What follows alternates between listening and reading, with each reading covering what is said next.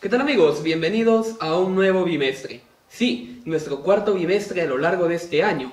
Y el día de hoy daremos inicio con un tema muy importante, la ciudadanía. Pero antes de comenzar, como siempre déjame preguntarte, ¿crees que los habitantes de tu localidad son buenos ciudadanos? Si es así, ¿por qué? Te menciono esto porque cuando nosotros hablamos de la ciudadanía, en un sentido amplio, prácticamente todas las personas son ciudadanas. ¿Por qué? Porque se les ha reconocido derechos de tipo de, por ejemplo, civiles, políticos, sociales, que constituyen dentro de un conjunto a los derechos humanos.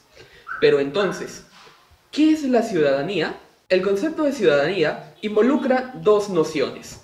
La primera, la pertenencia a una comunidad, y el segundo, la existencia de relaciones sociales justas entre todos los ciudadanos.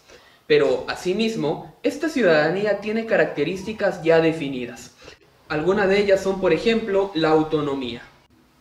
Esto implica no estar bajo el poder de ninguna persona, y que por lo tanto tenga la capacidad de poder tomar decisiones de una manera libre. Como segunda característica tenemos al derecho.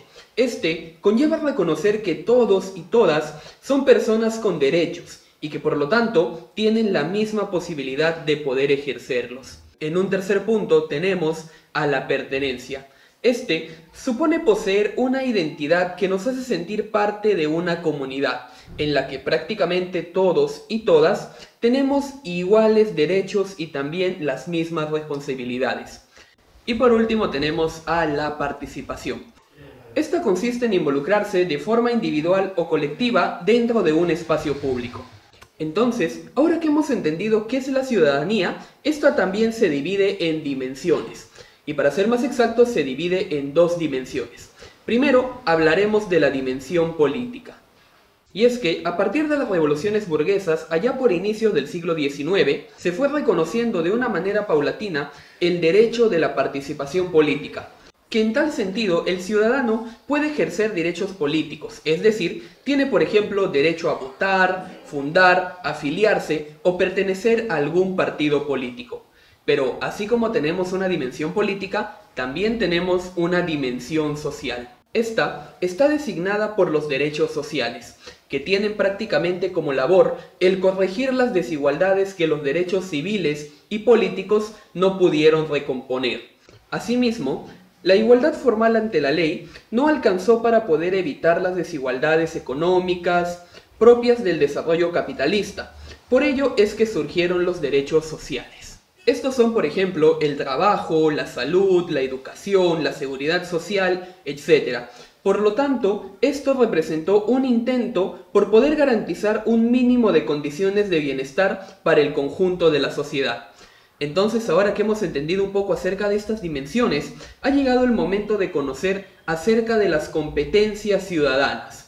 Las competencias ciudadanas, o también llamadas cívicas, se aprenden cuando se logran poner en práctica. Es en estas situaciones cuando nosotros debemos de comprender la importancia de ser solidarios, democráticos y participativos. Entonces, ¿qué competencias ciudadanas conocemos? Por ejemplo, entre ellas tenemos al expresar nuestras opiniones y puntos de vista de una manera respetuosa. Tenemos también como segundo punto el asumir nuestras consecuencias en base a las acciones que estemos realizando. En tercer punto, tenemos el encontrar soluciones no violentas a los conflictos, y esto lo podemos hacer a través del diálogo y las negociaciones. ¿Qué otras competencias ciudadanas también tenemos? Está, por ejemplo, el participar en iniciativas solidarias y de voluntariado de una forma desinteresada. Como quinto aspecto tenemos el ser conscientes del impacto de nuestras acciones en el medio ambiente. Y por último, el participar de forma democrática en los grupos a los que llegamos a pertenecer. Entonces, así como existen estas dimensiones dentro de la ciudadanía, nosotros como ciudadanos también tenemos unas responsabilidades. Y hay que tener en cuenta de que el Estado reconoce como ciudadanos y ciudadanas a todas las personas que hayan nacido dentro del territorio nacional, así como algunos quienes por voluntad propia decidieron nacionalizarse como peruanos. Entonces, ¿qué responsabilidades tiene la ciudadanía?